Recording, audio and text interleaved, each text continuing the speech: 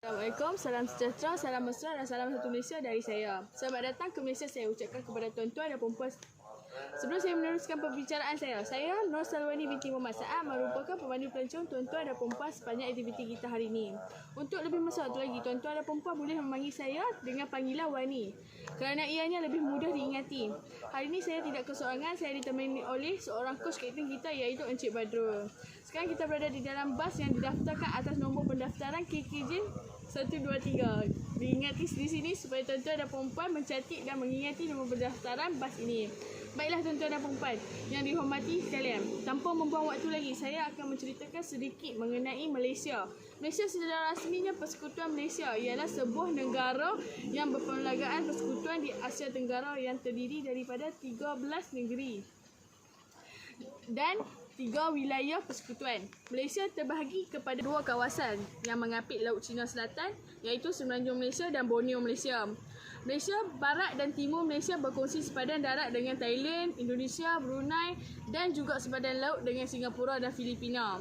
Ibu negara Malaysia ialah Kuala Lumpur, manakala Putrajaya merupakan pusat kerajaan persekutuan. Di Malaysia terdapat 3 kaum iaitu Melayu, Cina dan India. 3 kaum ini mempunyai perayaan yang disambut. Perayaan Aidilfitri dan Aidiladha bagi orang Melayu, manakala kongsi fakcat adalah perayaan bagi kaum Cina. Dan perayaan Deepavali pula untuk semua kaum India. Perayaan ini hanya disambut setahun sekali. Untuk pengetahuan tuan-tuan dan perempuan, di Malaysia terdapat 2 iklim iaitu musim panas dan lembap. Saya harap tuan-tuan dan perempuan sekalian pakailah pakaian yang bersesuaian dengan musim di Malaysia sekarang iaitu musim panas agar tuan-tuan dan perempuan berasa selesa sepanjang perjalanan kita. Manakala bagi waktu di Malaysia juga berbeza dengan waktu tuan-tuan dan perempuan. Tuan-tuan dan perempuan diharapkan untuk menukar jam waktu kepada jam di Malaysia agar tuan-tuan dan perempuan mudah melihat dan mengikut waktu jadual lawatan kita. Saya harap tuan-tuan dan perempuan faham apa yang saya ceritakan ya. Sebarang pertanyaan tuan-tuan dan perempuan boleh terus tanya kepada saya. Baiklah tuan-tuan dan perempuan, memandangkan kita dalam perjalanan ke Pulau Pinang, saya akan cerita serba sedikit mengenai sejarah mengenai Pulau Pinang. Kalau tuan-tuan dan perempuan nak tahu, nama Pulau Pinang ini diambil daripada nama pokok pinang. Ia juga dipanggil Tanjung Bidara. Sebelum dikenali Pulau Pinang pada 11 Ogos 1786, Kapten Francis Light yang dikenali sebagai pengasas Pulau Pinang. Pulau Pinang adalah salah satu daripada 13 negeri di Malaysia yang terletak di berhampiran dengan pesisiran barat Laut Semenanjung Malaysia. Pinang mempunyai bilangan penduduk seramai 1.6 juta orang. Pulau Pinang dahulunya berada di bawah pemerintahan Kesultanan pada kurun ke-18. Pulau Pinang terdiri daripada 2 kawasan iaitu pulau dan darat. Penduduk yang menetap di Pulau Pinang dikatakan 55% daripada penduduk Pulau Pinang adalah berbangsa Cina dan 33% kaum Melayu. Yang sebahagian besarnya terdapat di seberang Perai dan juga 11% kaum India. Ibu negeri Pulau Pinang ialah Ghost Town yang terletak di timur laut Pulau Pinang. Ghost Town merupakan bandar raya ketiga terbesar di Malaysia. Ghost Town juga diumumkan sebagai bandar tapak warisan dunia di Malaysia. Ghost Town merupakan pusat peranginan di Malaysia dengan keluasan 295 km persegi. Kilometer persegi maksud saya, minta maaf ya. Menara Komtar terletak di Ghost Town, Pulau Pinang. Komtar merupakan bangunan yang paling tinggi di Pulau Pinang. Bangunan Komtar ini mengandungi 65 tingkat di utara Semenanjung dan ke-6 di Malaysia.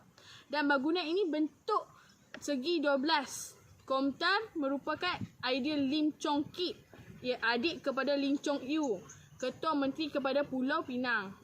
Kalau tuan-tuan dan perempuan nak tahu, Pulau Pinang juga terkenal dengan syurga makanan. Terdapat banyak makanan yang wajib makan sekiranya datang ke Pulau Pinang. Seperti rojak, pasembor, nasi kandang, laksa Penang, rojak buah dan mi mamak. Di Pulau Pinang ini juga terkenal dengan tarian. Di Pulau Pinang juga terkenal dengan tarian tradisional seperti menora, Pulau Pinang, boria dan cinggir. Sangat meriah kalau tuan-tuan dan perempuan tahu suasana di Pulau Pinang ini ya tuan-tuan dan perempuan. Tuan-tuan dan perempuan, destinasi pertama yang kita akan singgah di Pulau Pinang ialah Museum Kamera. Mesti tuan-tuan dan perempuan tidak tahu tentang sejarah kamera yang ada.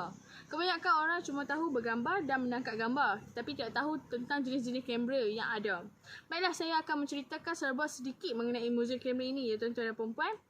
Muzium kamera ini bermula pada tahun 2013. Kamera muzium merupakan antara tarikan yang terletak di lokasi strategik, iaitu di tengah-tengah kota yang penuh dengan sejarah menarik. Untuk pengetahuan tuan-tuan dan puan-puan, muzium kamera ini tersenarai sebagai tarikan nombor 1 di Georgetown, dan Pulau Pinang sekarang masih lagi kekal berada di antara yang teratas. Di dalam muzium ini, tuan-tuan dan puan-puan dapat melihat sejarah kamera. Dan di muzium kamera terdapat beberapa bahagian seperti bahagian cafe, snack shop, obscura room, dark room, pihol room dan spy room. Yang paling menarik, kita boleh tahu sejarah-sejarah kamera dalam muzium kamera ini. Contoh seperti sejarah tentang koleksi peribadi Tunku Abdul Rahman. Saya akan menceritakan satu persatu kehebatan dan menariknya the kamera muzium ini. Seperti bahagian kafe, ada beberapa menu yang tuan-tuan dan puan-puan boleh cuba, seperti chicken pie, lasagna, nasi lemak dan pelbagai pilihan. Selain pada makanan yang saya sebut tadi, jus dan juga kopi pun ada di kafe ini. Dan dengan cerita, di snack shop pula mempunyai banyak koleksi-koleksi menarik. Bagi yang ingin buat cenderamata, boleh dibeli di snack shop dan jadikan kenangan. Di snack shop juga mempunyai dan menghimpun hampir 1000 kamera yang tertua sampailah yang terbaru di kawasan ini. Obscura room adalah permulaan kamera. Bentuk kamera yang sangat unik dan juga sangat berat. Contoh seperti obscura room, dark room, pihol room dan spy room. Antara tarikan yang menarik terdapat pada muzium yang seakan-akan real untuk mencuba bagaimana gambar dihasilkan pada suatu ketika dahulu. Ini salah satu kawasan yang menarik kerana kita boleh lihat koleksi-koleksi peribadi Tunku Abdul Rahman. Tuan-tuan dan puan-puan mesti tidak sangka, bekas Perdana Menteri kita memang stylo juga. Pelbagai koleksi-koleksi yang dimiliki oleh beliau pada suatu ketika dahulu. Kembali pada zaman tahun 1920, sudah ada yang pandai wifi. Bayang company pernah mengambil gambar menggunakan kamera kecil, tuan-tuan dan puan-puan. Kamera yang besar tapi boleh menghasilkan gambar menarik. Selain melihat kamera-kamera yang ada di sini, The Camera Museum Penang juga terdapat ideal yang para Instagrammer yang gemar mengambil gambar-gambar unik kerana muzium ini memiliki dekor dalaman yang sangat vintage dan hipster. Tuan dan perempuan, destinasi seterusnya yang ingin kita lawati ialah Muzium P. Ramlee. Muzium P. Ramlee terletak di Lot 2180 Jalan P. Ramlee, Pulau Pinang. Muzium P. Ramlee ini menjadi sebuah lokasi pelancongan yang mesti dilawati oleh pelancong jika bercuti di Pulau Pinang. Siapalah yang tidak mengenali satu-satunya insan seni di negara ini yang bergelar Seniman Agung. Segala hasil karyawan melalui filem dan muzik tidak pernah ditelan zaman. Muzium P. Ramlee ini terbahagi kepada 2 skop pameran yang boleh kita kunjungi. Bahagian yang pertama ialah rumah kelahiran P. Ramlee. Di dalam rumah ini terdapat pelbagai barangan peninggalan dipamerkan. Bahagian kedua pula ialah Galeri P. Ramlee. Di dalam galeri ini terdapat berbagai barangan maklumat gambar berkaitan P. Ramlee.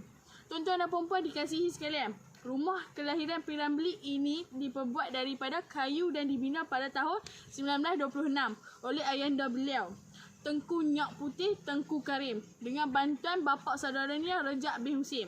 Rumah ini pernah dibaiki semula pada reka bentuk asalnya. Rumah kelahiran P. Ramlee diperbuat daripada kayu dan bertatakkan rubia. Rumah ini mempunyai reka bentuk seni bina Melayu. Malah rumah kecil ini mempunyai sebuah bilik tidur sahaja. Seterusnya, di kawasan halaman rumah P. Ramlee terdapat pokok-pokok bunga yang ditanam dan juga tuan-tuan dan perempuan. Menurut pihak Arkib Negara, pokok-pokok di kawasan ini adalah yang asal yang terdapat di situ. Manakala di bawah rumah pula terdapat sebuah basikal dan sebuah sampan lama. Kemudian, jika tuan-tuan dan perempuan memasuki bahagian dalam rumah, kawasan rumah P. Ramlee ini terdapat 5 tingkap untuk menerangi ruang kecil yang tersebut. Di ruangan tersebut tidak mempunyai sebarang perabot seperti kerusi, sofa, tikar yang menghiasi lantai rumah itu. Malah di bahagian dinding pula tergantung maklumat pengenalan tentang Seniman Agung ini. Tambahan pula, di bahagian ruang tengah rumah terdapat sebuah bilik tidur yang digunakan oleh ibu bapa beliau. Jika tuan-tuan dan perempuan pula memasuki di kawasan bahagian bilik tidur, terdapat sebuah katil besi lama dengan tilam dan bantal yang dilitupi kelabu. Tuan-tuan dan perempuan juga dapat melihat sebuah peti besi yang digunakan oleh keluarga beliau untuk menyimpan pakaian di kawasan bilik tidur tersebut. Yang terakhir sekali, di dalam rumah P. Ramlee yang dapat tuan-tuan dan perempuan lawati ialah kawasan dapur. Di ruangan ini terdapat rok pinggan, mangkuk, sebuah dapur kayu, tempayan untuk mengisi air, batu giling dan lain-lain lagi. Tuan-tuan dan perempuan sekalian diharapkan semua mempelajari dan menghargai seniman agung kita, kerana iaitu Allahyarham Tan Sri P. Ramlee. Tuan dan perempuan semua, selain dari tempat yang kita lawati ini, di sini saya juga ingin mempromosikan satu produk pelancongan yang terdapat di Pulau Pinang, iaitu makanan yang terkenal di Pulau Pinang. Salah satunya laksa Penang adalah makanan glamour di seluruh Pulau Pinang. Kalau tuan-tuan dan perempuan datang ke Pulau Pinang, tuan-tuan dan perempuan wajib cuba laksa Penang ini kerana ia sangat berbeza dengan laksa yang lain. Kenapa saya kata berbeza? Kerana laksa di Penang ini sangat lemak dan mereka meletakkan nanas dan daun pudina. Dengan itu saya menjadikan laksa ini berbeza dengan laksa yang lain.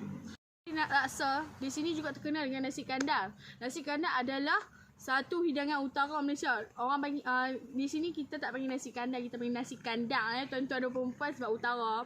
Okey, dia popular sebab asal dia dari India dan dimasukkan oleh pedagang India Muslim dari India. Iaitu satu hidangan nasi kukus yang boleh tawar atau sedikit berperisa dan disajikan dengan pelbagai kari dan hidangan sampingan. Perkataan nasi kandang timbul sewaktu kelihatan penjajah nasi menjinjing, iaitu mengandal lah. Ya tuan-tuan, kalau tuan-tuan menjinjing tu apa yang kata tok kayu atas tu yang ada atas kepala bahu tu, tiang yang menggantung dua bekas nasi. Nama itu telah kekal dari hari ini, kekal sampai ke hari ini. Perkataan nasi kandar dan kelihatan pada kebanyakan restoran tamak Islam atau mamak Malaysia dan gerai hidangan India Muslim. Okey, sampai sini sahaja perkongsian saya untuk tuan-tuan dan perempuan. Ada apa-apa soalan yang tuan-tuan dan perempuan ingin bertanyakan, tuan-tuan dan perempuan boleh bertanyakan kepada saya terus. Saya harap dengan penyampaian serba sedikit info daripada saya dapat menjadikan manfaat kepada tuan-tuan dan perempuan. Baiklah, sekiranya tiada soalan, saya akhiri ucapan saya dengan terima kasih kerana sudi bersama saya dan terima saya sebagai pemandu pelancong tuan-tuan dan perempuan pada hari ini. Saya dan memilih Malaysia sebagai tempat percutian tuan-tuan dan perempuan semua. Tuan-tuan dan perempuan berasa bergembira lah dengan lawatan aktiviti kita pada hari ini. Kalau ada apa-apa ucapan yang tersinggung perasaan tuan-tuan dan perempuan, saya minta maaf. Ucapan saya, terima kasih kerana memilih saya sebagai pemandu pelancong anda. Terima kasih. Assalamualaikum warahmatullahi wabarakatuh.